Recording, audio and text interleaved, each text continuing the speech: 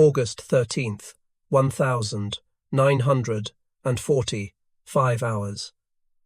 Dawn breaks over the Pas de Calais, revealing a sky pregnant with menace. On a dozen airfields carved hastily from French farmland, the air crews of Luftwaffe 2 are already in motion. The air smells of aviation fuel, damp earth, and nervous sweat. In the cockpit of a Dornier Du 17 bomber from Kampfgeschwader 2, a young lieutenant checks his instruments by the dim glow of the panel. Below him, the complex machinery of invasion is spooling up. This is Adlertag Eagle Day. The day the Luftwaffe will shatter the Royal Air Force, break open the skies over southern England, and pave the way for Operation Sea Lion. The bombers, escorted by swarms of Messerschmitt Bf 109 seconds and 110 seconds, begin their taxi, churning up mud as they move into position. They are the tip of a spear aimed at the heart of an empire, supremely confident that the outnumbered, exhausted RAF which they believed they had crippled over the Channel would collapse by nightfall. They were wrong. This is not a story of how a plucky few simply willed themselves to victory against impossible odds. It is the story of a systemic failure, a catastrophic underestimation by one of the most powerful air forces ever assembled. The Battle of Britain was not won by sentiment but by mathematics. It was a victory forged not only in the cockpit of a Spitfire, but in the sterile quiet of the filter room, on the production line of a shadow factory, and in the revolutionary strategic mind of one quiet, unassuming Air Chief Marshal. This was the first great battle of the modern technological age, and the Luftwaffe, for all its terrifying power, was bringing a blunt instrument to a surgeon's fight. The RAF did not just win. It proved that an integrated system of defense, fusing radar, command, and aircraft into a single weapon, could defeat a numerically superior foe whose strategy was rooted in the last war. Reichsmarschall Hermann Göring, Commander-in-Chief of the Luftwaffe, had issued his operational directive for Adlertag with characteristic bombast. The objective was simple: to destroy the RAF, its ground organizations, and its supply. The primary targets were the coastal radar stations, the eyes of the enemy, and the fighter airfields of 11 Group, the shield protecting London. Generalfeldmarschall Albert Kesselring, commanding Luftflotte 2, shared Göring's optimism. Their intelligence, compiled by Joseph Beppo Schmid, painted a picture of an RAF on its last legs.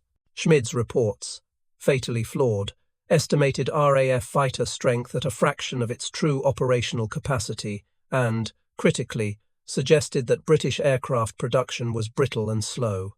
Göring promised the Führer it would take 4 days to eliminate the British fighter force. This 4-day timeline was not a boast. It was a core operational assumption. The Luftwaffe's entire plan relied on a rapid, overwhelming knockout blow. They simply did not have the logistical depth, the fuel reserves, or the bomber defences for a protracted war of attrition over enemy territory.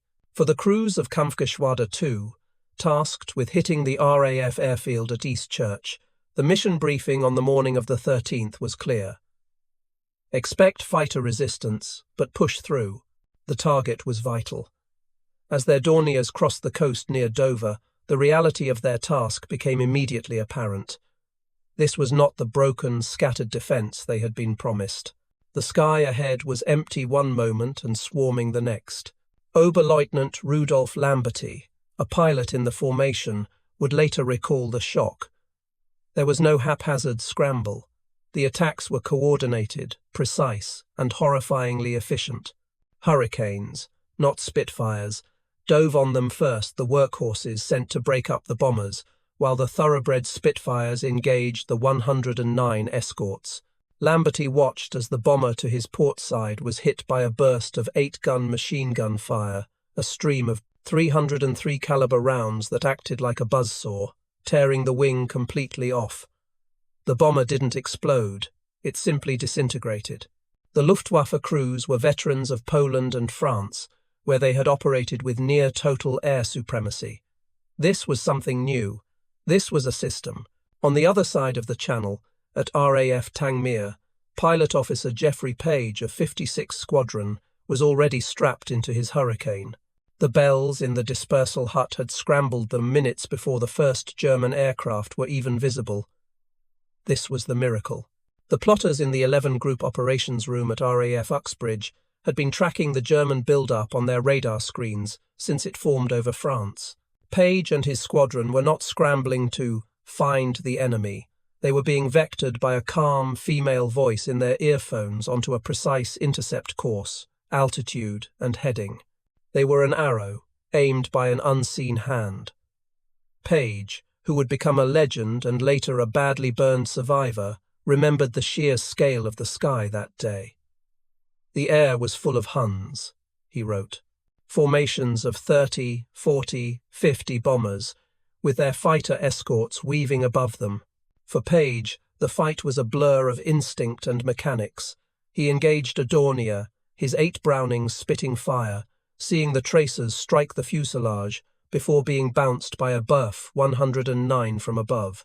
The fight was not a duel, it was a chaotic, 3-dimensional melee.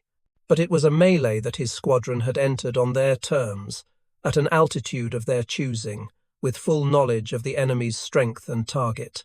The statistical hammer of Adlertag fell not on the RAF, but on the Luftwaffe's assumptions. Kesselring and his counterpart Hugo Sperl of Luftwaffe 3 launched nearly 1,500 sorties on August 13th. They flew against an RAF that their own intelligence claimed was down to its last 300 fighters. The reality, which Air Chief Marshal Sir Hugh Dowding kept hidden, was that Fighter Command had over 700 frontline fighters operational that morning, with hundreds more in reserve and rolling off production lines daily. The Germans did inflict damage. They hit airfields at Detling, Andover, and East Church. But they failed to destroy the command centres. They damaged several radar stations, but the system's built-in redundancy meant the gaps were covered. Most importantly, they lost 47 aircraft, a mix of bombers and fighters. The RAF lost 13. This ratio was sustainable for the British. For the Germans, it was a disaster. They had thrown their knockout punch, and the enemy was still standing, hitting back harder than expected. The true failure of Eagle Day was not the tactical execution, but the strategic premise. The Luftwaffe had staked everything on the belief that they could destroy the RAF on the ground and in the air in a matter of days. They failed to understand what they were actually fighting. They thought their targets were planes and hangars. They were, but they were also fighting a network. They were fighting radar plotting tables, telephone lines, integrated anti-aircraft batteries, and a command structure that gave Dowding a real-time god's-eye view of the entire battlefield. As the surviving Dornier crews of KG-2 limped back to France, their reports were grim. The RAF was not only not broken, it seemed to be everywhere at once. The gathering storm had struck the coast, but it had collided with a fortress built not of concrete, but of electrons and information. The 4-day war was over. The Battle of Britain had just begun. The legend of the Battle of Britain is built on a simple, powerful image, a handful of RAF pilots against an overwhelming swarm of German aircraft. The thesis title itself, "The RAF was outnumbered 3-1, reflects this deeply ingrained narrative. It is a narrative of courage, of David versus Goliath, and it is not entirely untrue, but it is dangerously simplistic. War is not fought by grand totals, it is fought by specific forces at specific points. The Luftwaffe's full might, a terrifying armada of over 2,600 operational aircraft, was indeed a behemoth. But this figure is a strategic illusion. It includes hundreds of reconnaissance aircraft, Ju-52 transports, and coastal patrol floatplanes that had no role in the skies over Kent. The real battle, the one that decided the fate of Britain, was a fighter versus fighter engagement, and in this critical arena, the numbers tell a very different, and far more technical, story. The battle was not won by defying the odds, but by fundamentally changing them.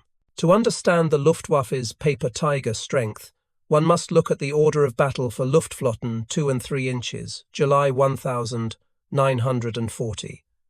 On paper, the force was magnificent. It included nearly 1,200 bombers Dornier, Du, 17 seconds, Heinkel, He, 111 seconds, and Junkers Ju, 88 seconds. It had over 300 Junkers Ju 87 Stuka dive bombers, the terror of the Blitzkrieg. It also boasted over 230 Messerschmitt Blyth 110 Zersterer heavy fighters, and, most importantly, it had roughly 800 of the world's most advanced interceptor, the Messerschmitt Bf 109E. The grand total was indeed staggering. But this force was riddled with flaws. The Stuka, a terrifying psychological weapon against fleeing armies in Poland and France, was a slow, vulnerable death trap when faced with modern, organized fighter opposition. After catastrophic losses on Adlertag and the subsequent days, the Ju-87 was quietly withdrawn from the main battle. The Bf 110, designed as a long-range strategic fighter, was sluggish and unmaneuverable.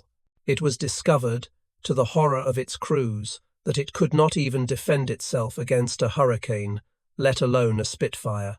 It soon required its own times, escort of Bf 109 seconds, further diluting the Luftwaffe's only effective fighter.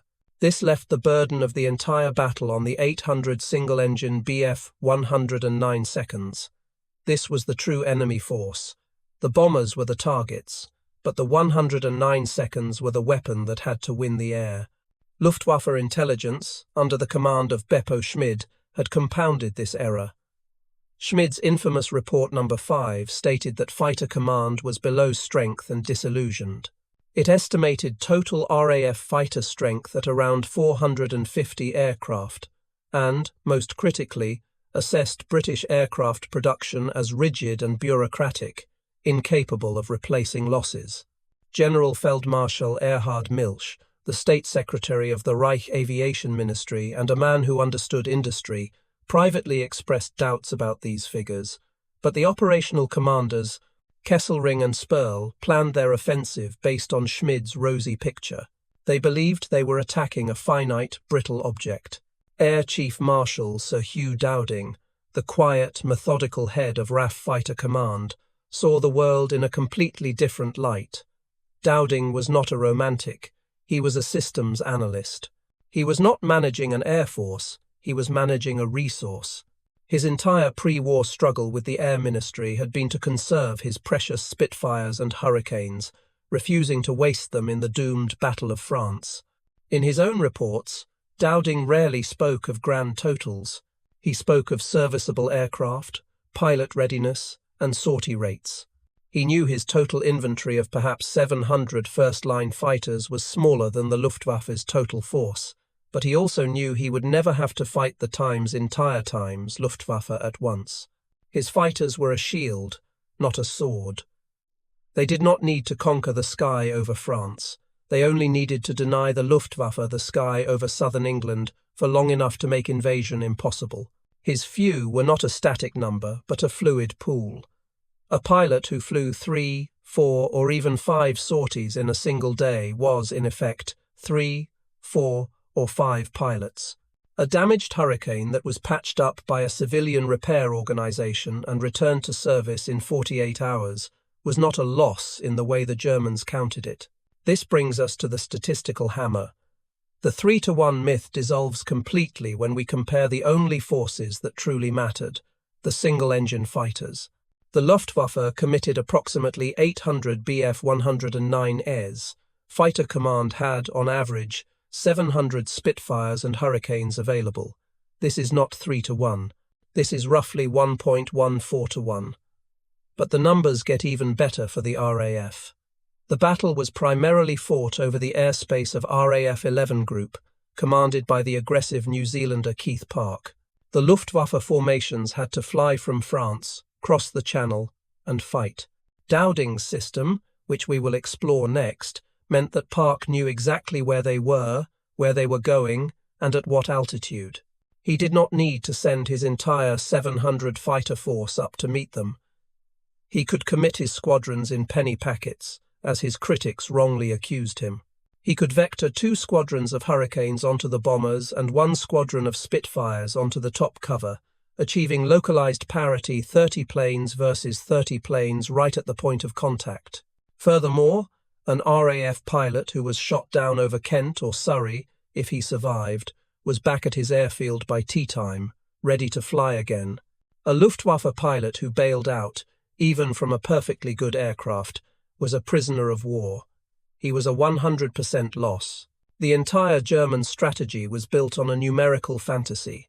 They believed they were fighting a war of annihilation against a smaller force.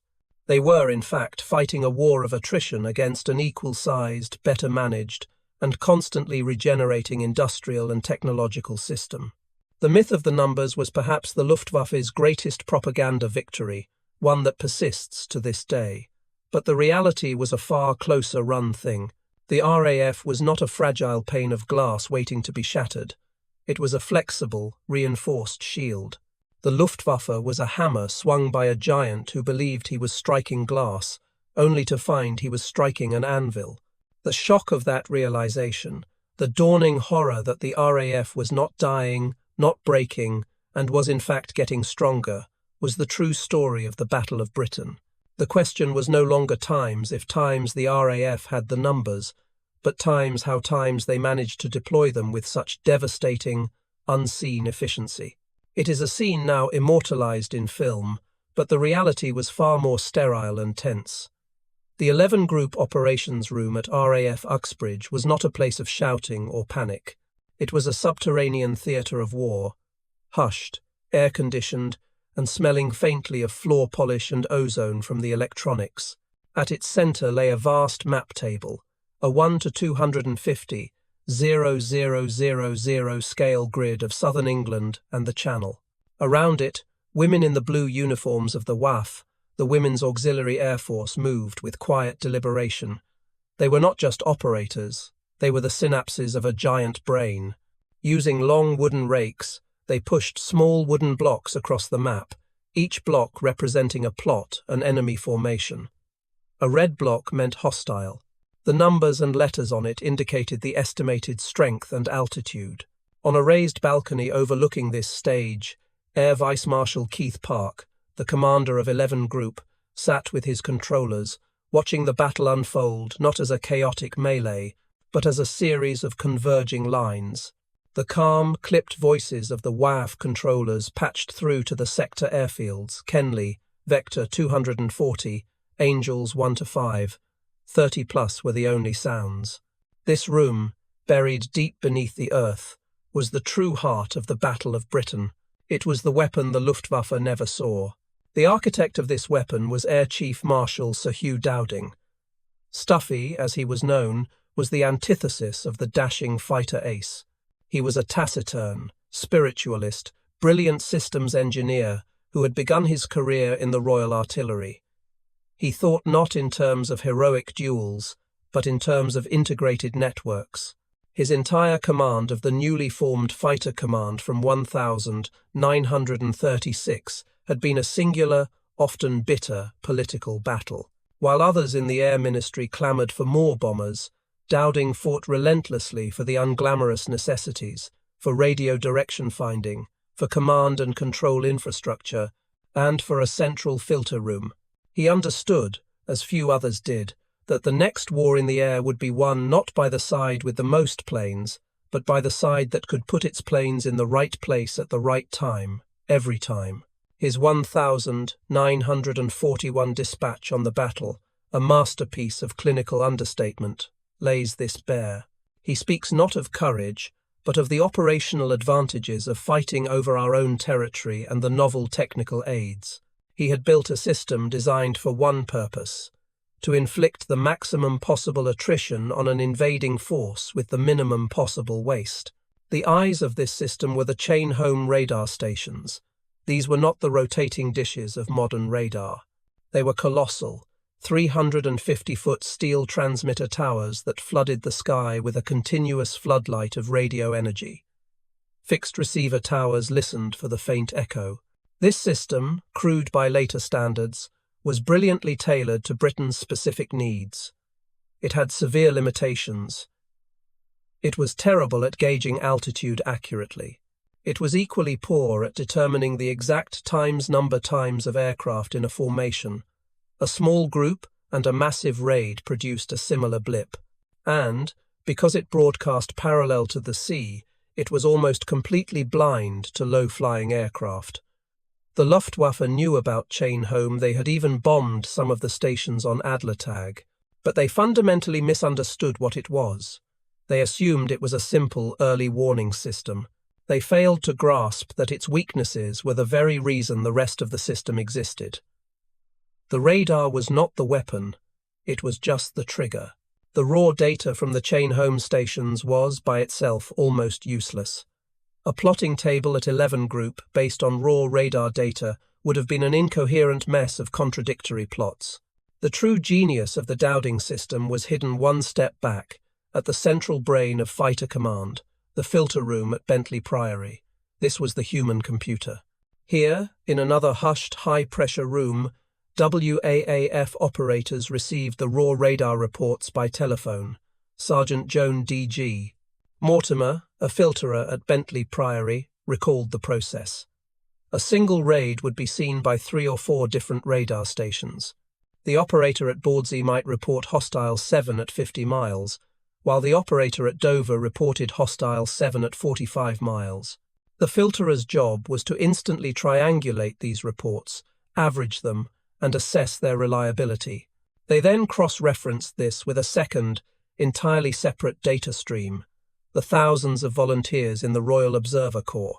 These spotters, scattered across the coast with binoculars and plotting instruments, would phone in visual and audio reports. Heard aircraft, sounds like 20+, moving inland. By fusing the electronic data with the human data, the filterer created a single, filtered plot that was 99% accurate. This hostile 20+, 15,000 feet, course 270, was the only Times piece of information that went to Keith Park's map table at Uxbridge. This process, from radar blip to filtered plot to a controller's voice in a pilot's ear, took less than 5 minutes. The Luftwaffe was flying into a buzzsaw. They believed they were achieving surprise. In reality, RAF Spitfires were already climbing to 20,000 feet to engage the 109 escorts, while Hurricanes were being vectored at 15,000 feet to attack the bombers, all before the German formations had even crossed the coast. This was the economy of force that Dowding had spent years building. He never had to waste fuel or pilot fatigue on standing patrols. His fighters were scrambled with a purpose, aimed like a bullet at a pre-designated target. The Luftwaffe, by contrast, was blind. Their Bf 109 seconds, forced to fly close escort to the slow bombers, lost their altitude and speed advantages. Their bomber crews, seeing the RAF fighters dive on them from the sun exactly where they were most vulnerable, began to feel they had been betrayed. They were facing an enemy that seemed to be omniscient. The Dowding system was, quite simply, the world's first successful integrated air defense system, IADS. It was a network of technology and people, fusing radar, observation, command, and interception into a single, seamless loop. It was the weapon the Luftwaffe could not see, did not understand, and had no counter for. They bombed the radar towers, but the system had redundancy. They bombed the airfields, but the ops rooms were buried deep underground, and the command links simply rerouted. The Germans were fighting a battle of aircraft. The British were fighting a battle of information. This system was the force multiplier that allowed the 700 fighters of the RAF to perform the work of 2,000. But the system was only the bow. It still needed an arrow.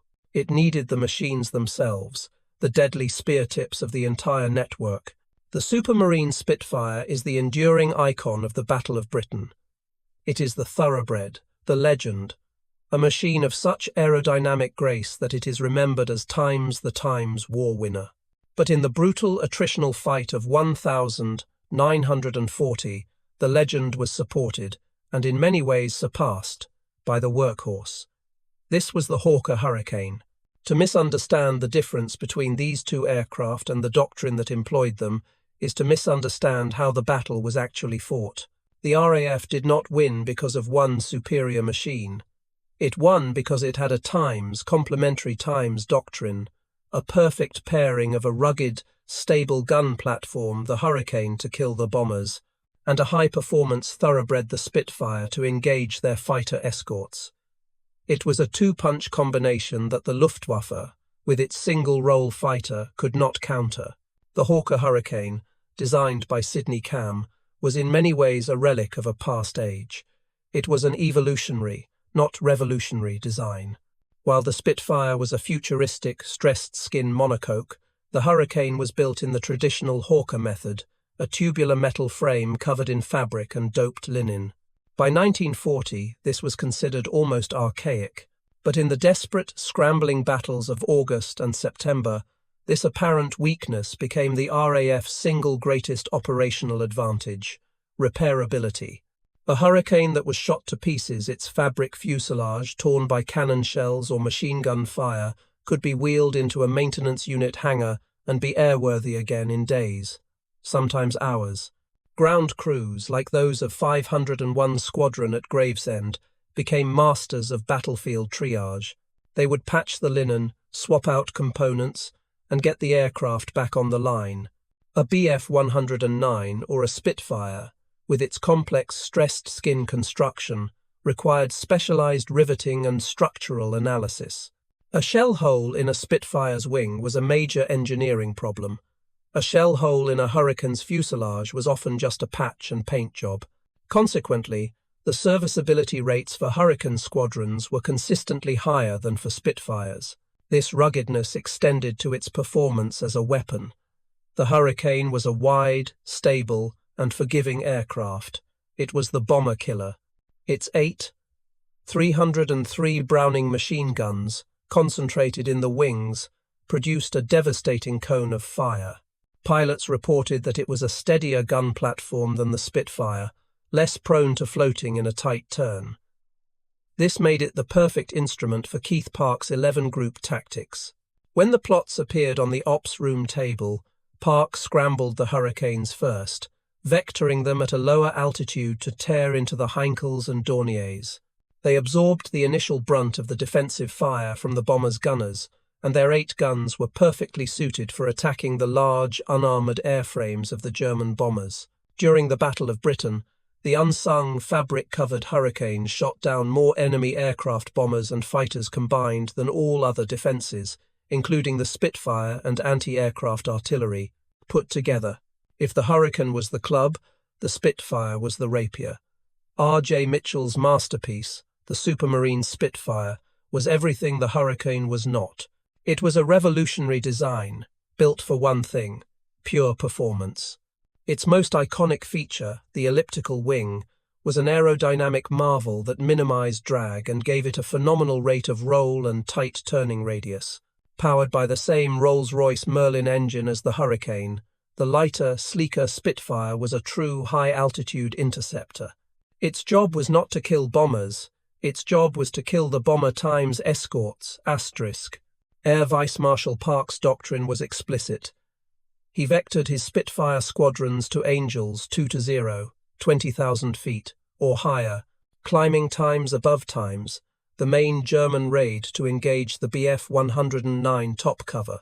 Squadron leader Adolf Sailor Mallan of 74 Squadron, one of the top aces of the battle, perfected these tactics. He trained his pilots to dive from above, using the Spitfire's speed to hit the 109 seconds from their blind spot, break up their formation, and then use the Spitfire's superior turning ability to dogfight any that remained. The Spitfire, particularly the Type 1A with its own 8-gun battery, gave the RAF pilots parity, and in some cases, superiority, to the Bf-109E. The true hero of the story, however, was not an airframe, but an engine, the Rolls-Royce Merlin. This 1,000-horsepower V12 liquid-cooled engine was the logistical and industrial backbone of fighter command. It powered both times the Hurricane and the Spitfire. This standardization was a stroke of strategic genius. It meant that production, supply, and maintenance were radically simplified. The entire air defence of Britain depended on the output of one engine type. This is where the industrial hammer falls. The man who made this possible was not a general, but a newspaper magnate, Lord Beaverbrook. Appointed Minister of Aircraft Production by Churchill in May 1940, Beaverbrook tore up the bureaucracy.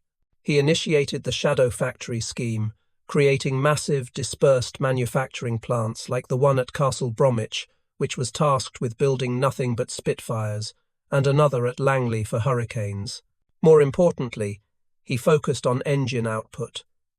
Rolls-Royce at Derby and new shadow factories began producing Merlins on a scale the Germans believed impossible. In June 1940, at the start of the battle, 250 new fighters were produced. In September, at the battle's height, that number rose to 496.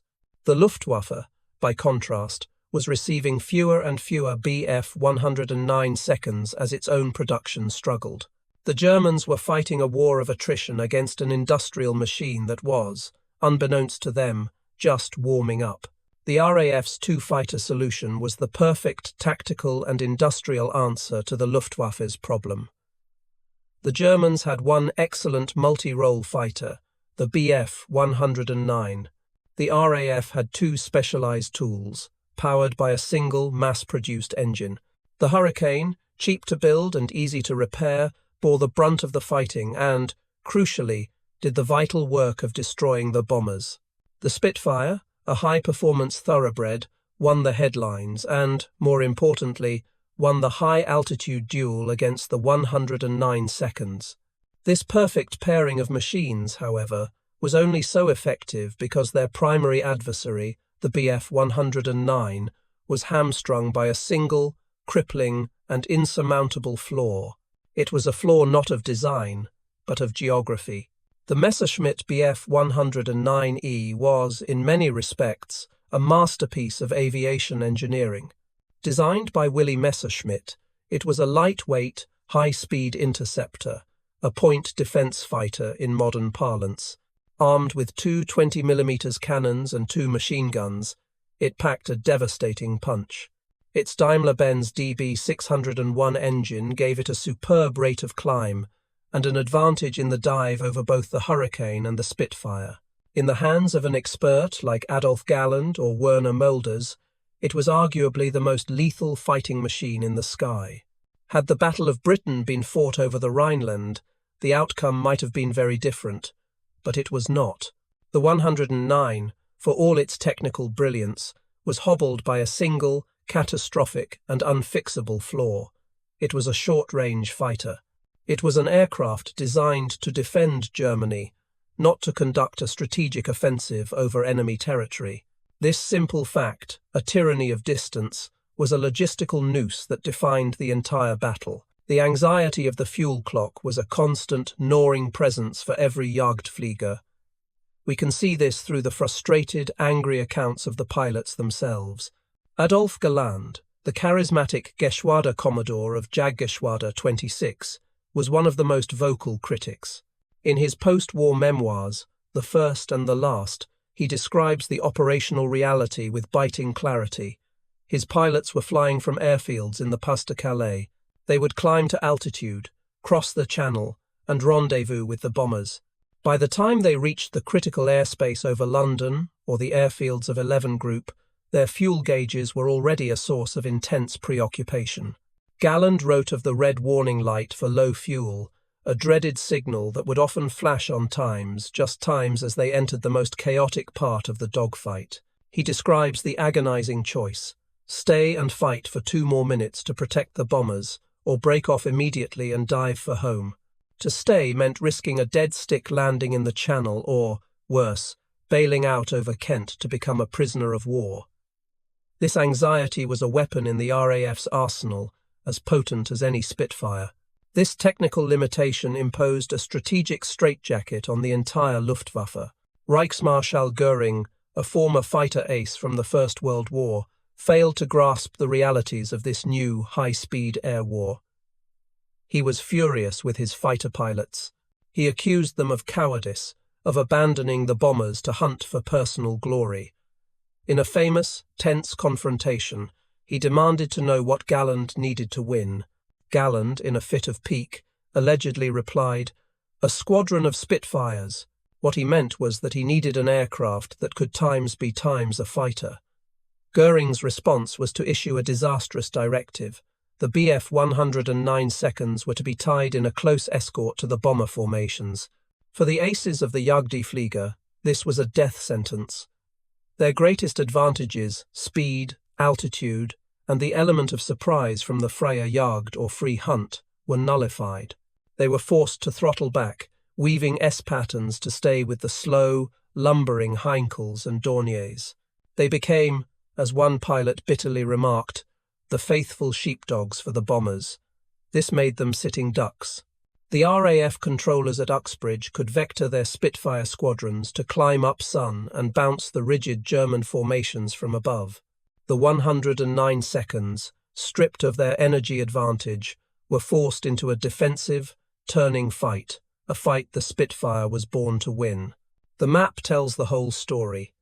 The Bf 109E had a combat radius of approximately 125 miles. This was its maximum effective range. Flying from bases near Calais, a 109 could reach London. But the numbers are brutal. The flight to London, including the climb to 20,000 feet, would take roughly 30 to 40 minutes. Once over the target, this left the pilot with approximately times 10 to 15 minutes times of actual combat fuel. 10 minutes. In this tiny window, he had to find the enemy, engage in a high-G, full-throttle dogfight, and still leave enough fuel for the 30-minute return flight. RAF 11 Group, under Keith Park, knew this. Their tactics were designed to exploit it. They would often refuse to engage the 109 seconds immediately. They would let the Germans circle, their controllers coolly tracking the enemy formations, letting the fuel needles drop before committing their own fighters. The RAF fighters, operating over their own airfields, had no such constraints. If they ran low on fuel, they could land, refuel, rearm, and be back in the fight in 20 minutes.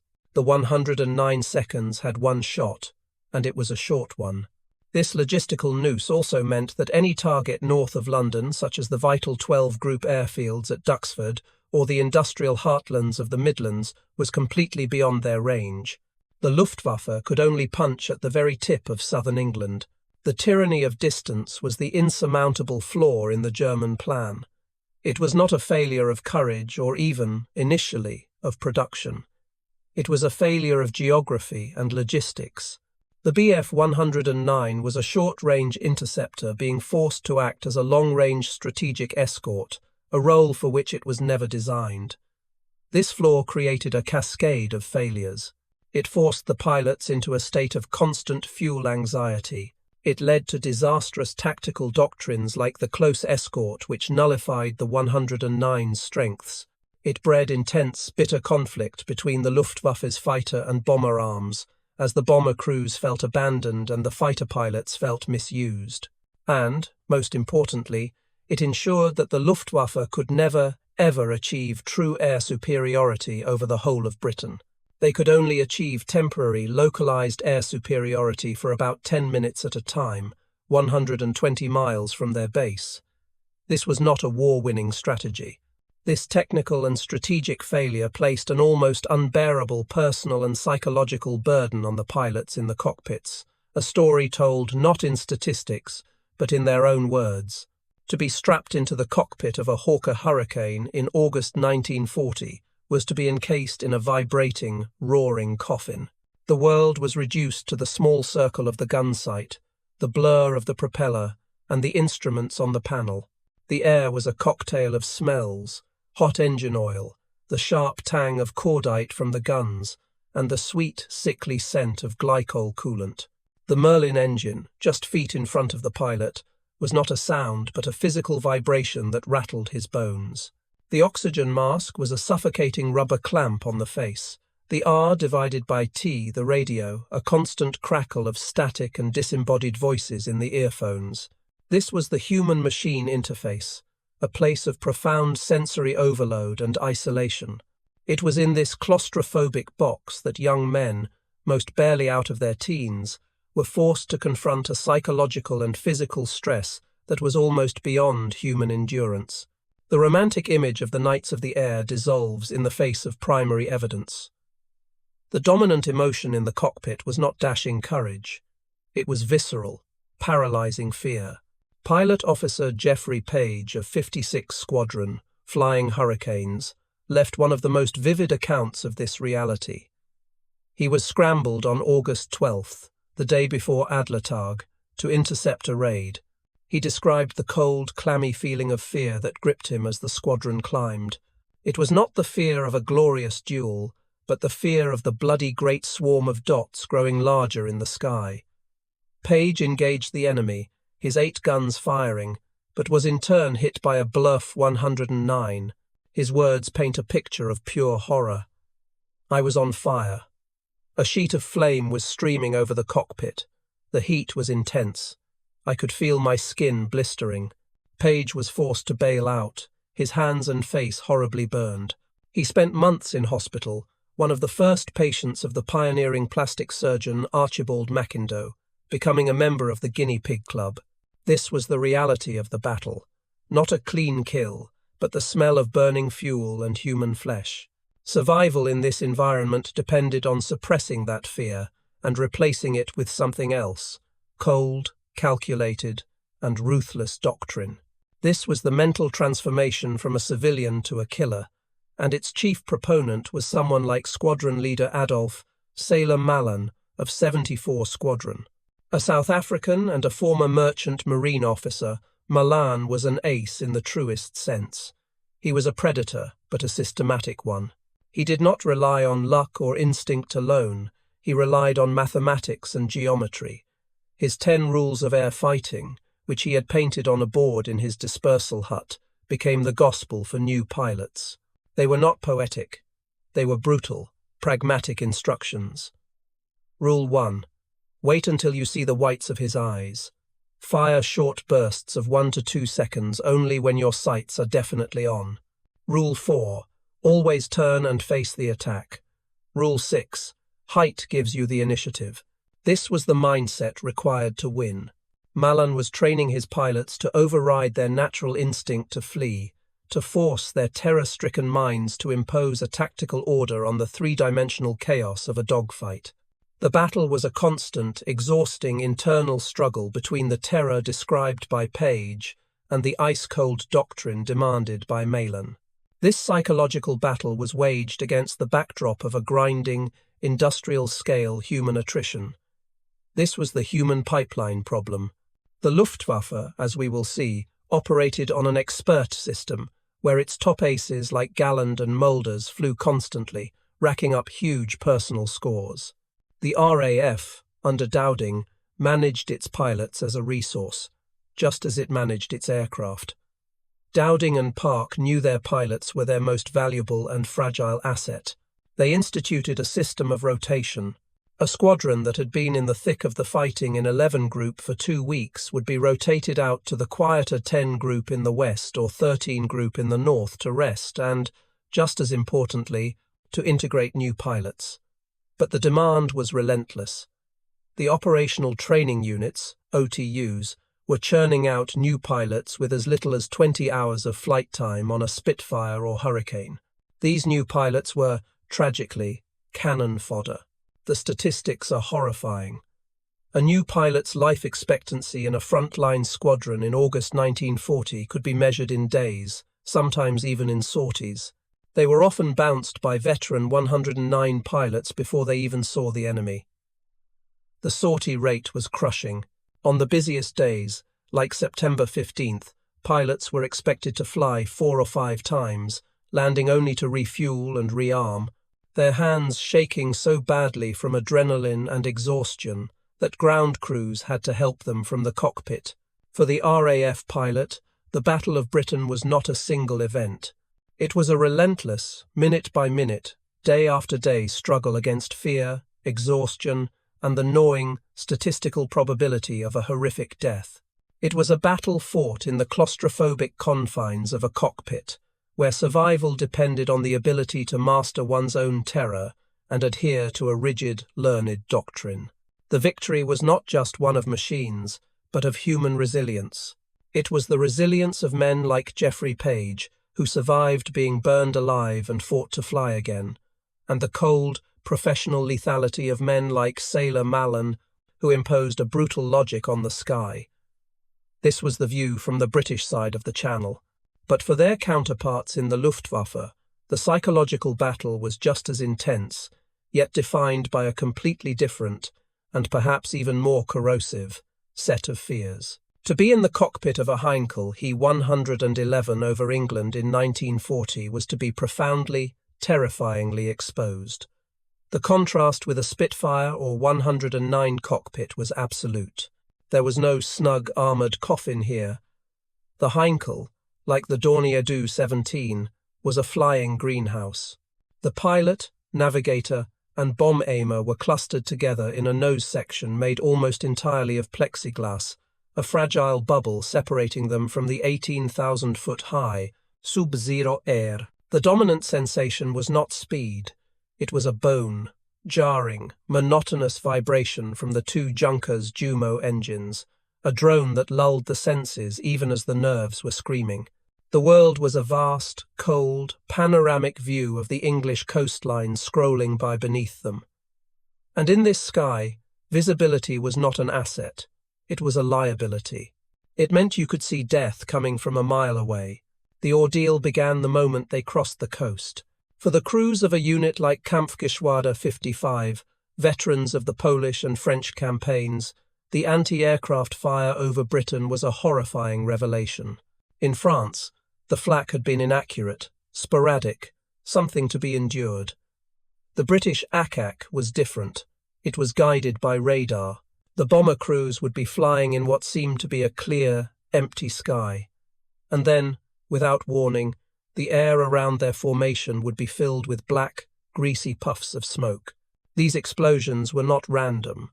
They were boxed, appearing precisely at their altitude and on their track. It was the first, deeply unsettling sign that they were being watched by an unseen enemy.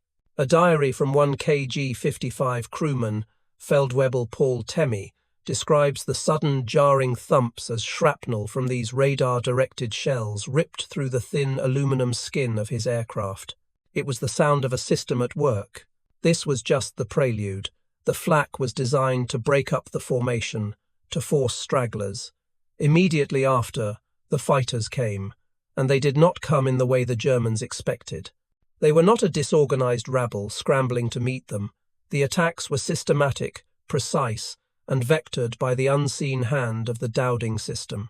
A Heinkel pilot, staring through his plexiglass screen, would see the first wave. Hurricanes, like angry bees, as one put it, diving in disciplined head-on or quarter attacks, their 8 machine guns ripping through the bombers' vulnerable noses. The German, 30-caliber machine guns were hopelessly outranged. The bomber crews were reduced to hosing the sky with tracer, a desperate and useless gesture. But the true psychological blow, the one that broke the back of Luftwaffe morale, was the fighter betrayal. For every bomber crew, the Bf 109 seconds flying above them were their little friends, their only lifeline. But this lifeline was attached to a relentlessly ticking fuel clock.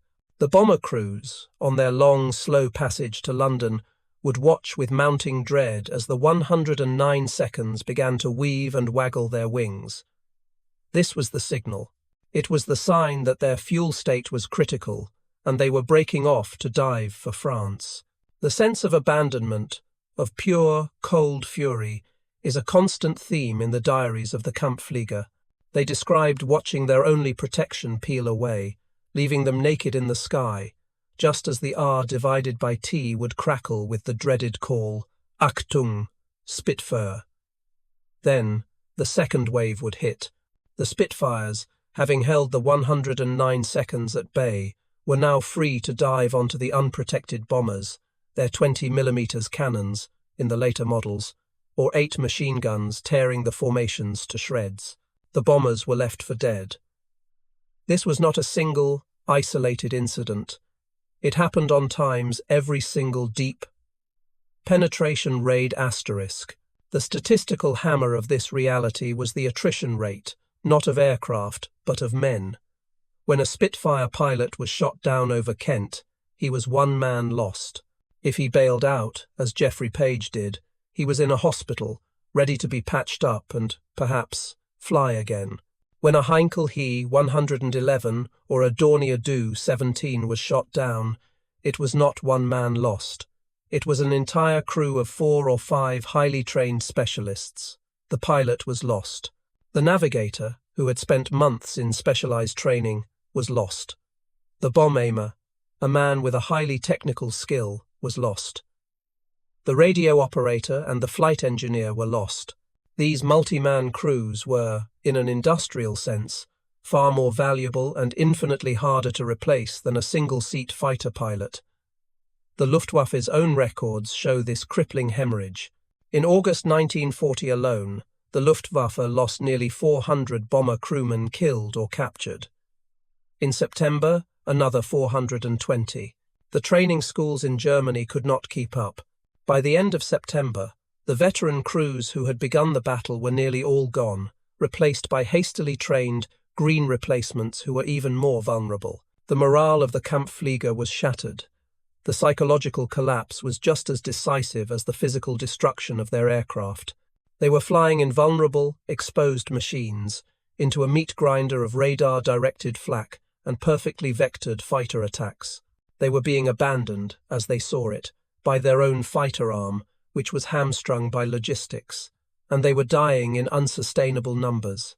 They had begun the battle as the invincible conquerors of Europe. By September, they were flying in dread, knowing they were the bait in a trap they could not escape. This was a battle of replacement, and the Luftwaffe was losing it, not just in machines, but in the trained, experienced men required to fly them. The war was now one of pure industrial output. The Battle of Britain was not won by pilots alone. It was won by riveters, by factory managers, by draftsmen, and by the sheer, brute force industrial will of a nation. It was won on the factory floor. The Luftwaffe, for all its terrifying tactical prowess, was the product of a craftsman or artisan production system. German aircraft, like the Bf 109, were built at a relatively slow, meticulous pace, prioritizing quality and incremental improvement. They were built by aircraft companies. Britain, by contrast, won by turning its entire automotive industry into one giant, dispersed and pragmatic weapons factory. It was a victory of mass production, of quantity having a quality all its own. The Germans were fighting a limited air war. Britain was fighting a total industrial war, and the Germans never saw it coming. The catalyst for this industrial miracle was one man, Lord Beaverbrook. Max Aitken, Lord Beaverbrook, was a Canadian-British newspaper baron, a press lord of immense, chaotic, and ruthless energy. In May 1940, as the Battle of France was being lost, Winston Churchill made one of the most important decisions of the war. He bypassed the entire sclerotic Air Ministry bureaucracy and created a new ministry, the Ministry of Aircraft Production, MAP, and he put Beaverbrook in charge. Beaverbrook was not an engineer or an administrator. He was a force of nature. He was, as one of his staff described him, a tornado. He arrived at the ministry and immediately began to smash every rule and bottleneck he could find. He cared nothing for proper procedure, for chains of command, or for long-term planning. He cared only about one number, the number of fighters produced times that day asterisk. His memos were legendary, often just one sentence. "Get me 100 more Spitfires by next week." He would personally telephone factory managers at 3 a.m., demanding to know why a production line had stalled. He raided other ministries for resources, stealing aluminum from the Admiralty and machine tools from the Army. Beaverbrook's methods were unorthodox and infuriating to the establishment. His most famous and perhaps most misunderstood initiative was the saucepan appeal. He made a public broadcast asking the housewives of Britain to donate their aluminum pots and pans to be melted down for Spitfires. From a purely material standpoint, the appeal was almost useless. The household-grade aluminum was of poor quality for airframes, but Beaverbrook knew this. The appeal was an act of national propaganda, a psychological masterstroke. It made every person in Britain a direct participant in the battle. More practically, he created the Civilian Repair Organisation. He realised that a damaged fighter was a resource. He bypassed the slow, military-run RAF repair depots and contracted out repair work to civilian car garages and small engineering firms. This Beaverbrook's garage system worked miracles.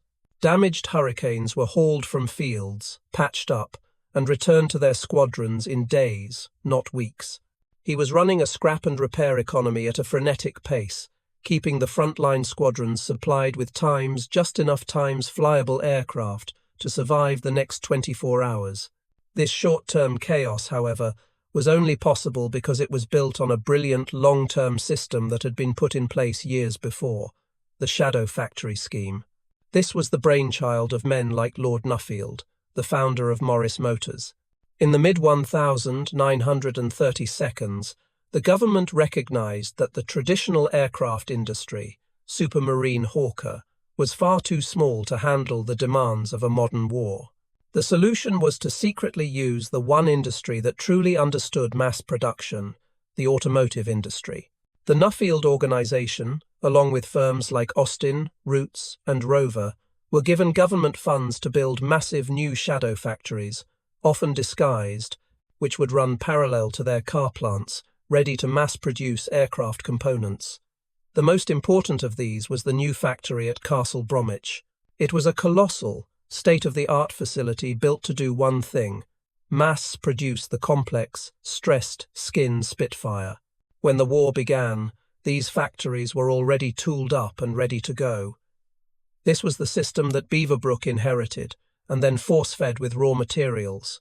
The British automotive industry, with its experience in assembly lines and component standardization, was simply better at mass production than the specialized German aircraft firms like Messerschmitt or Heinkel.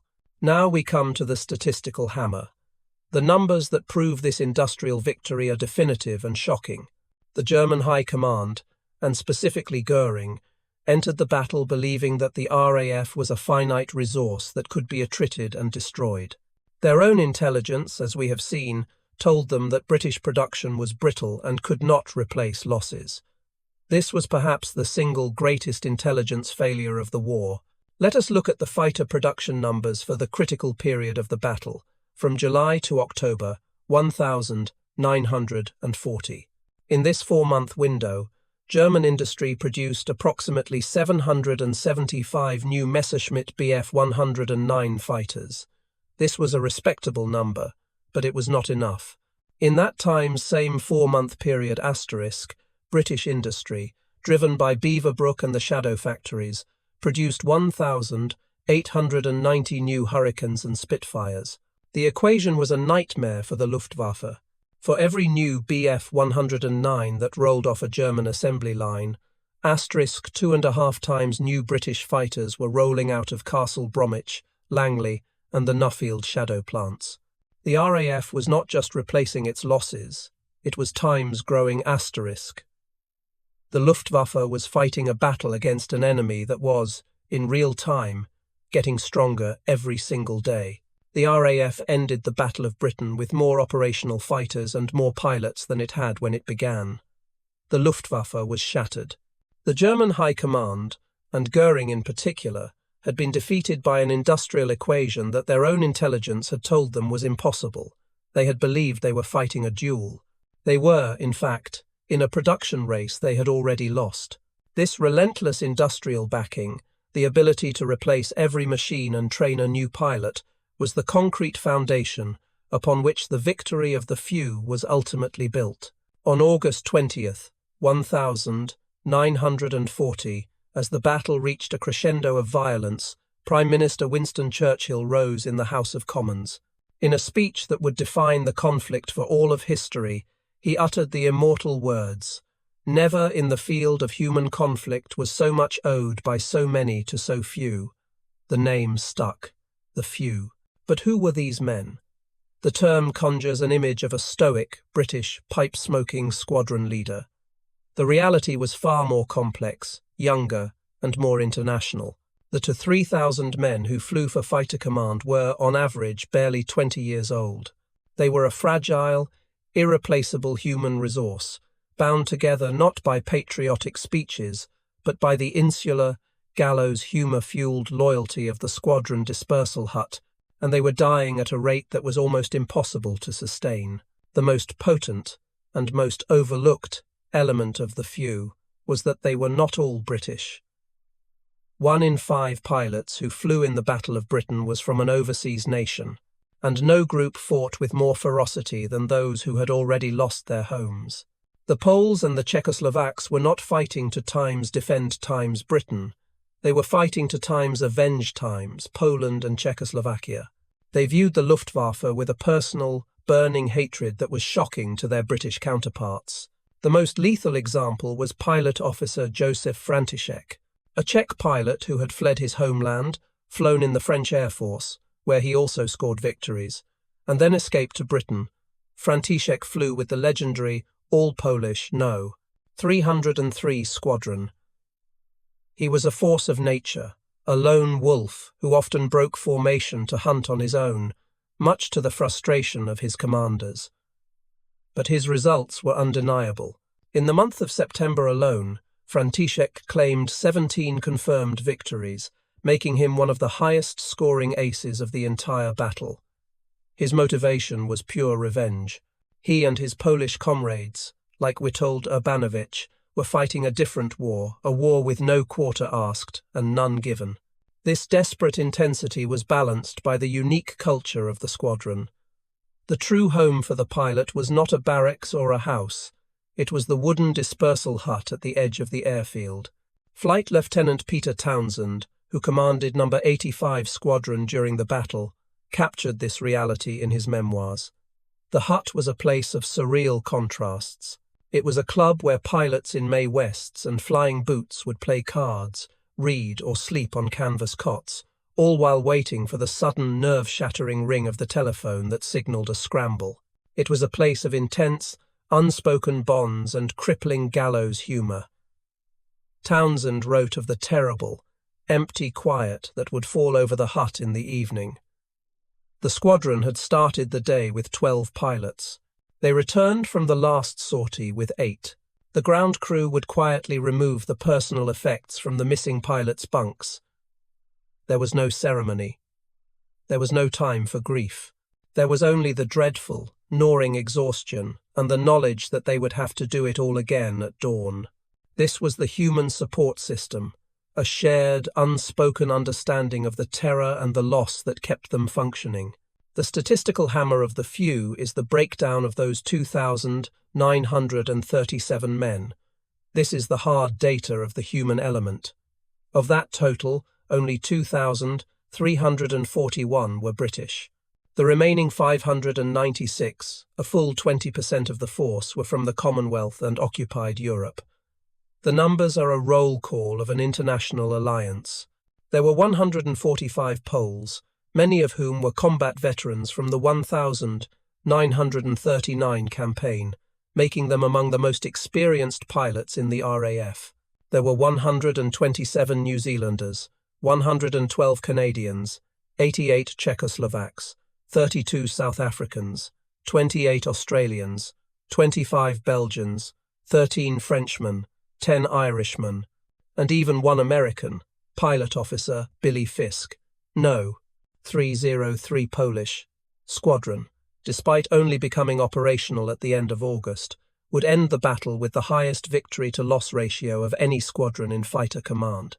This was not a purely British victory, it was an Allied victory, won by a desperate international fraternity.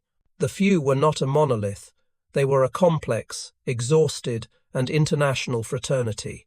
Their indefatigable nature was a product of this unique squadron loyalty, the desperate vengeance of the exiled, and the sheer, brutalizing adrenaline of daily combat. They were, as Keith Park at 11 Group knew, the most fragile part of his entire system. By early September, They were at the absolute breaking point. His squadrons were exhausted, his veteran flight leaders were almost all gone, and the new pilots were being shot down as fast as they could be replaced.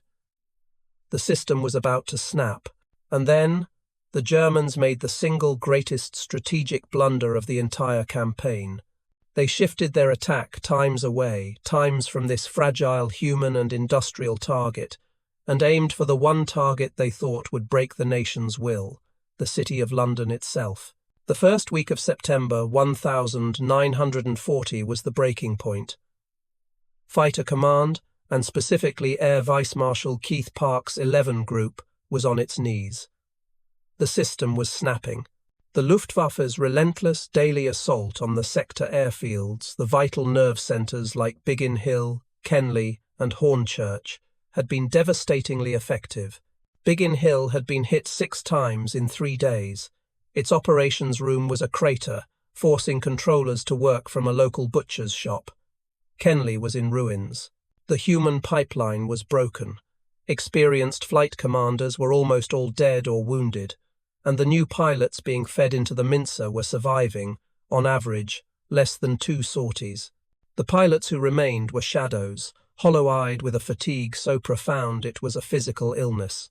Dowding and Park, in their most private dispatches, admitted that the system was hours, not days, from total collapse. The RAF was losing. The airfields were shattered, the pilots were exhausted, and the Dowding system itself was beginning to fray. Then, the enemy's entire strategy changed, not because of a cold, tactical calculation, but because of an accident and a fit of rage. On the night of August 24th, 1940, a flight of Heinkel, he 111 seconds, tasked with bombing oil storage tanks at Thameshaven, became lost in the dark. Their navigator made a critical error, and their bombs fell, not on the industrial target, but on the civilian heart of London on Cripplegate, in the very centre of the city. It was an accident. German High Command policy, at this point, strictly forbade attacks on the capital, fearing retaliation. But the damage was done. Winston Churchill, seeing his opportunity, immediately ordered a retaliatory raid. On the very next night, August 25th, RAF Bomber Command dispatched 81 Hamptons and Wellingtons to attack Berlin. The physical damage was negligible, a few bombs fell in residential areas, but the psychological impact on Adolf Hitler was profound. He had been personally assured by Hermann Göring that the capital of the Reich would never be bombed. He was enraged. This was not a strategic decision. It was a personal affront. He flew into a furious rage, described by his adjutants as a terrifying spectacle. On September 4th, he delivered a screaming, hysterical speech, promising that if the British bombed their cities, we will erase theirs. The strategic blunder was now set in stone. Reichsmarschall Göring, eager to please his Führer and believing the RAF was, in any case, down to its last 50 Spitfires, gleefully issued the new directive. On September 7th, 1940, the objective was officially changed. The Luftwaffe was to abandon its systematic and devastatingly successful campaign against the 11 group airfields and sector stations. The new, primary target was London itself. For the German bomber crews of Kampfgeschwader 55, who had been facing the hornets' nests over Kent, the order was, initially, a relief. A massive, sprawling city target was, they believed, far easier and safer than attacking a heavily defended fighter airfield. They were wrong. But for the RAF, this decision was a miracle. It was an act of strategic suicide by the Luftwaffe, committed at the very climax of the battle. This brings us to the statistical hammer of the breathing room. Air Vice Marshal Keith Park, the man who had been watching his command disintegrate, could not believe his luck. In his own post-battle dispatches, he wrote with undisguised astonishment at the enemy's decision. The pressure on the 11 group airfields, he noted, was relieved times overnight asterisk. The shift was immediate and total. On September 7th, the Luftwaffe launched its first massive 1,000 aircraft raid on the London docks. And for the next week, the raids on London continued. While the capital burned and its civilians began their long ordeal, the shattered airfields of 11 Group were left completely alone. The effect was instantaneous. The exhausted pilots finally slept. The ground crews, working day and night, began to fill in the craters on the runways. The WAAF signals operators, who had been routing communications through makeshift telephone lines, rewired the sector operations rooms. The civilian repair organization, Beaverbrook's miracle workers, delivered patched-up Hurricanes and Spitfires. In this critical, one-week lull from September 7th to September 14th, the operational strength of 11 Group's squadrons, which had been at the breaking point, recovered by an estimated 25%. This was the single greatest strategic error of the campaign. Goering, in an emotional fit of pique, had abandoned his primary military objective, the destruction of fighter command, at the precise moment he was closest to achieving it. He had been winning a war against a time system asterisk, and he had been breaking it. He now switched to a terror-bombing campaign against a Times City asterisk, a target so vast and resilient that his air force could not possibly destroy it. He had, in effect, traded a war of annihilation for a war of attrition, a war that his own industrial base, as we have seen, was guaranteed to lose. But more importantly, he gave his exhausted, battered, and near-beaten foe the one thing they needed more than planes or pilots: time. That 1 week of breathing room was all Dowding and Park needed. They patched up the shield, they rested their few, and they prepared their entire system for the final massive assault that they knew must be coming. The Luftwaffe was gathering its full strength for one last, colossal punch to finish the RAF, which it now believed was hiding in its bases. The stage was set for the battle's critical, decisive day. Sunday, September 15th, 1940.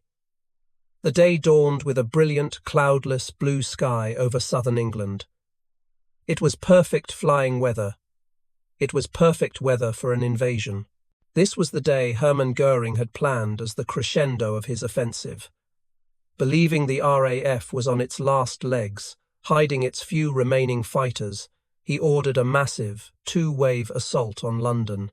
This was intended to be the final, knockout blow, the Grossangriff that would annihilate the last remnants of fighter command in the air, securing the skies for the waiting invasion fleet.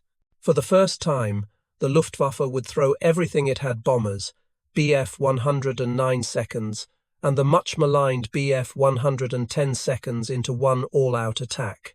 They were expecting to fight a shattered, exhausted foe. They were about to fly into the single largest and most coordinated air battle in history. But as the German raids formed up over France, they were flying towards an RAF that was not only repaired, but was also in the grip of a bitter, internal tactical conflict. This was the Big Wing controversy. On one side was Air Vice Marshal Keith Park, commanding the vital 11 Group. Park was a pragmatist. His experience over the past month had taught him that the only way to counter the German raids was with speed and flexibility. He scrambled his squadrons in penny packets, 1 or 2 at a time, vectoring them to hit the enemy formations quickly, break them up, and inflict damage before they reached their target. He knew this meant his pilots were always outnumbered, but it also meant they were always times their asterisk. On the other side was Air Vice Marshal Trafford Leigh-Mallory, the commander of 12 Group to the north. Leigh-Mallory and his aggressive, legless protégé, squadron leader Douglas Bader, championed a completely different theory. Bader, commanding 242 Squadron, argued that sending in single squadrons was futile. He demanded to assemble a big wing, a massive formation of 3, 4, or even 5 squadrons. This Duxford wing, as it became known, would take time to assemble. Time Park's 11 Group didn't have, but once formed, it could descend on the Luftwaffe in overwhelming, annihilating force. The Battle of September 15th began just before 11 a.m. The radar plots flooded the 11 Group Ops room at Uxbridge. It was a massive raid, 250-plus aircraft, heading for London. Keith Park, watching the map, was present in the Ops room, as was Prime Minister Winston Churchill, a silent, grim spectator. Park executed his proven, pragmatic tactic. He scrambled his squadrons one by one, 21 of them in total, vectoring them to intercept. The battle was a desperate, chaotic melee fought all over Kent and East London. The 11 group squadrons, like 92 Squadron, Spitfires, and 253 Squadron, Hurricanes, slammed into the German formations. They were terribly outnumbered, but they did their job. They broke up the bomber formations, forcing many to jettison their bombs and run for home. The RAF pilots fought with a desperate fury, but they were bending. They were taking losses, and the sheer weight of the German numbers was beginning to tell. Park, watching the plots, had committed his last reserve. When Churchill quietly asked him what other reserves he had, Park replied, "There are none." It was at this critical moment, as the second, even larger wave of 200 German aircraft approached in the afternoon, that the big wing finally made its entrance. Lee, Mallory and Bader had taken their time. They had used the morning raid as a warm-up. Now, as the afternoon raid crossed the coast, the Duxford wing had assembled. It was a terrifying sight. 5 full squadrons, over 60 aircraft, climbing in perfect formation. Douglas Bader, in his Hurricane, led 242 Squadron, alongside 310 Czech. Squadron, 302 Polish, Squadron, 19 Squadron, Spitfires, and 611 Squadron, Spitfires. They were late. They had missed the main bomber force, which was already being harried by Park's exhausted 11 group pilots. But they arrived over London just in time to catch the bombers as they turned for home and, more importantly, to slam into the Bf-109 and Bf-110 fighter escorts. The psychological impact on the Luftwaffe was devastating. They had just fought a grinding, costly battle against what they thought was the entire RAF, only to be met by a fresh, overwhelming, and perfectly formed wave of enemy fighters. For the German pilots, it was proof. The RAF was not dead. It was not even weak. It was, impossibly, stronger than ever. The statistical hammer of the day sealed the victory. That night, the RAF issued a wildly optimistic communiqué, claiming 185 enemy aircraft destroyed. This was a massive, morale-boosting exaggeration. The real numbers, confirmed from German records after the war, were far more sober but strategically decisive. The Luftwaffe had lost approximately 60 aircraft, a crippling mix of bombers, Bf-109 seconds, and Bf-110 seconds. The RAF had lost 31 fighters, but most of the pilots had bailed out safely over England. The critical fact was the 2-to-1 loss ratio.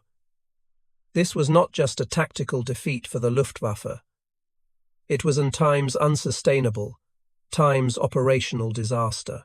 They were hemorrhaging their irreplaceable, highly trained bomber crews at a rate that would see the entire bomber arm cease to exist in a matter of weeks. The myth of the RAF's imminent collapse was shattered. The German pilots, who had fought with courage, were now completely demoralized. Their reports to Goering were grim. The RAF was everywhere, in numbers they had never seen before. The victory of September 15th was not the exaggerated claim of 185. It was the undeniable, physical proof times that fighter command could not be broken. The Dowding System, Park's flexible tactics, and now the crushing, albeit late, arrival of the big wing had demonstrated a resilience that the German High Command could not comprehend. The invasion was predicated on air supremacy. That supremacy was now, clearly, impossible to achieve. 2 days later, on September 17th, 1940, Adolf Hitler quietly signed the order to postpone indefinitely Operation Sea Lion, the planned invasion of Great Britain. The invasion was off. The RAF, the few, had won the Battle of Britain. But this victory, won by a margin so thin it was almost invisible, had come at a horrific human price. The invasion was off, but in the dispersal huts of 11 Group, there were no parades, there was no champagne, There was only a vast, hollow, and profound silence. In late October 1940, as the cold autumn rains began to fall, the Battle of Britain did not so much end as it just fizzled out. The massive daylight raids stopped, replaced by the nightly, monotonous thud of the Blitz. For the pilots who had survived, the few, the sudden absence of the 11 a.m. scramble was a psychological shock. The adrenaline that had sustained them for 114 days, the drug that had kept them functional, evaporated, and in its place rushed a great, crushing wave of exhaustion, and for the first time, a tidal wave of grief. The victory was real, but the price was only just being counted. The cost of survival was a bill that would come due for the rest of their lives. The psychological toll was, for many, the heaviest price. Peter Townsend of 85 Squadron, who had flown and fought relentlessly since the battle's first day, described the feeling. It was a numbness of the spirit, a profound fatigue that went beyond the physical. The gallows humour, the frantic, high-strung energy of the dispersal hut was gone. In its place was the sudden, awful realization of the empty chairs. The men who had been their mates, the faces they had shared breakfast with, were not just missing, they were dead. The survivors were haunted by the what-ifs, the flashes of memory, the sight of a friend's hurricane exploding, the smell of cordite and burning oil, the faces of the men who had simply vanished from the blackboard. This was combat fatigue, the 1,940 seconds term for what we now know as post-traumatic stress disorder.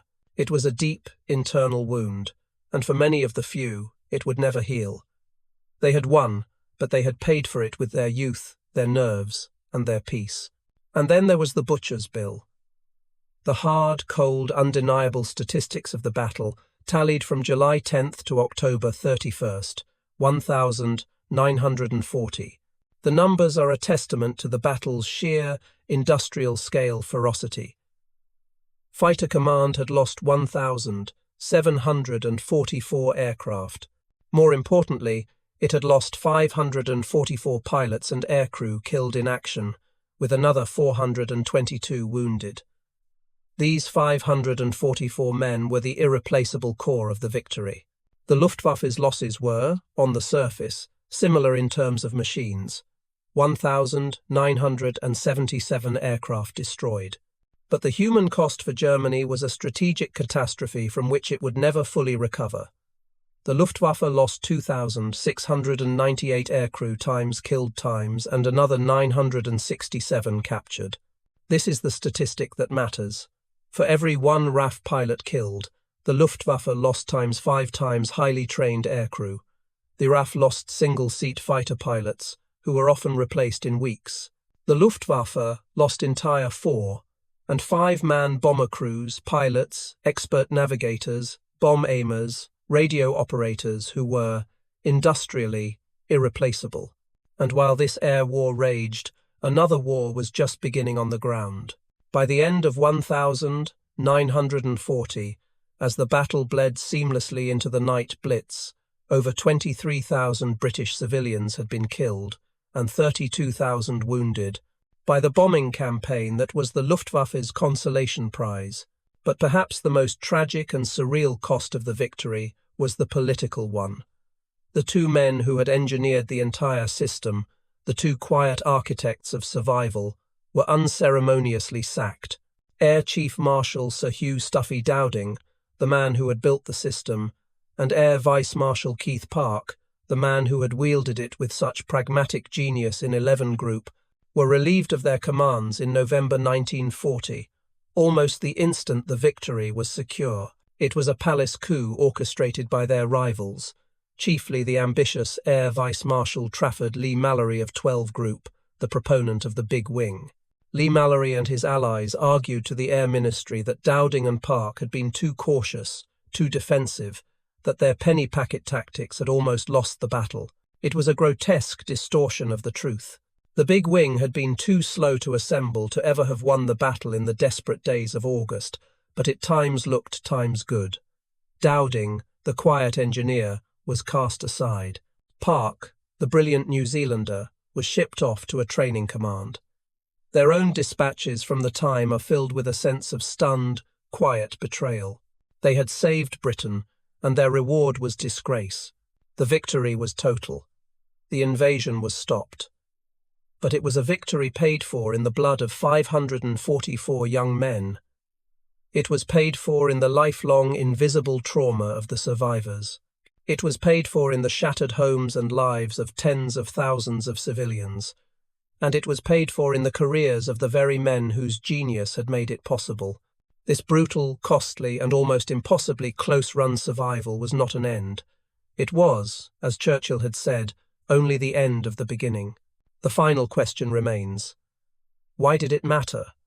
Why does this single defensive battle, fought in a corner of the sky over 114 days, echo so profoundly as the pivot point of the entire Second World War?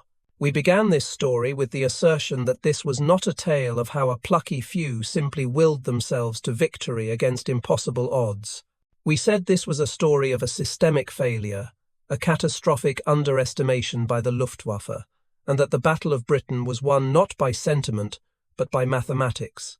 It was a victory forged in the quiet of the filter room, on the assembly line of the Shadow Factory, and in the revolutionary mind of Hugh Dowding. The few, for all their immortal courage, were the human cutting edge of this vast, integrated and unseen system. Now, having seen the price of that victory, the question remains, why does it echo? Why was this defensive battle, fought in a small corner of the sky, the true pivot point of the Second World War? The first and most immediate consequence was strategic. On September 17th, 1940, just 2 days after the climactic battle, Adolf Hitler signed Directive No. 17. The key phrase was that Operation Sea Lion, the invasion of Great Britain, was postponed indefinitely. This quiet, bureaucratic phrase was, in fact, the sound of the first great decisive stop times to the Nazi war machine. Until that moment, the Blitzkrieg had been an unstoppable force, a spectre of invincibility that had shattered Poland, Denmark, Norway, the Low Countries, and France in a matter of months. Britain was the first nation to times not times fall. It was the first time the Wehrmacht, and specifically its vaunted Luftwaffe, had been handed a clear, undeniable, and public defeat. This single act of survival sent a ripple of hope across the occupied world. In Washington, President Franklin D. Roosevelt, who had been watching Britain's struggle with agonizing anxiety, now had the political capital he needed. The survival of the RAF was proof that the Nazis' could times be beaten. It bought America precious, vital time. It was the survival of Britain that allowed Roosevelt to push through the Lend-Lease Act and turn his nation into the arsenal of democracy, a decision that would, in time, seal Hitler's fate. The long-term strategic impact is the statistical hammer. Because Britain was not invaded, because it did not become a Nazi puppet state, it became the single most important asset the Allies possessed. It became the unsinkable aircraft carrier. It was Airstrip 1, the great, unmovable and indispensable base for the entire Allied counteroffensive. Without Fortress Britain, the war is unwinnable. There is no base from which to launch the strategic bombing campaign against Germany. There is no base from which to project naval power into the Atlantic. And, most critically, there is no staging ground for the liberation of Europe. The numbers are staggering. From 1942 onwards, Britain became host to over 1.5 million American servicemen. It was the barracks, the training ground, the supply depot, and the assembly port for the millions of tons of materiel, the tanks, the trucks, the ammunition, the fuel required for Operation Overlord. The D-Day landings on June 6, 1944, the entire liberation of France, was a strategic, logistical, and military impossibility without the island of Great Britain as its starting point. That starting point was secured, not in 1944, but in 1940, by the 544 pilots who died to keep it free. The battle's echo is also technological. The Battle of Britain was the world's first great electronic war, and its lessons, both positive and negative, shaped the rest of the conflict. The RAF's victory was the definitive proof times of the concept of an integrated air defense system. The fusion of radar, command, and guided interception was the model that all other nations would seek to emulate. Conversely, the Luftwaffe's failure times was just as instructive. It proved, catastrophically, that unescorted, or poorly escorted, bombers could not survive against a modern, coordinated fighter defense. It was a lesson the Luftwaffe learned in blood over London. It was a lesson the American 8th Air Force would have to learn all over again, in their own blood, in the fiery skies over Schweinfurt and Regensburg in 1943. The devastating losses of those unguided bomber raids forced American industry to solve the exact same problem the Luftwaffe had failed to solve: how to build a long-range strategic escort fighter. The answer to that problem, the weapon that was the direct technological descendant of the Battle of Britain's hard lessons, was the P-51 Mustang. So, we bookend where we began. We return to that Dornier cockpit on the morning of Adlertag, August 13th, 1940. We see the young, confident lieutenant checking his instruments, believing he is on a 4-day mission to shatter a broken and demoralized foe. He was defeated. But he was not just defeated by the Spitfire that he saw. He was defeated by a complex and invisible system he could not comprehend.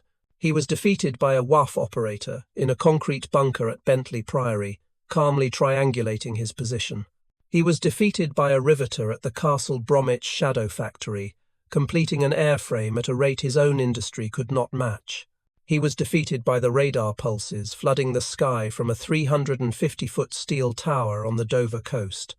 And he was defeated by the quiet, stubborn systems engineering mind of Hugh Dowding. The few echo through eternity, not just as a symbol of romantic courage, but as the living, breathing, human proof that an integrated, resilient, and technologically advanced free society could, and did, defeat a seemingly invincible tyranny.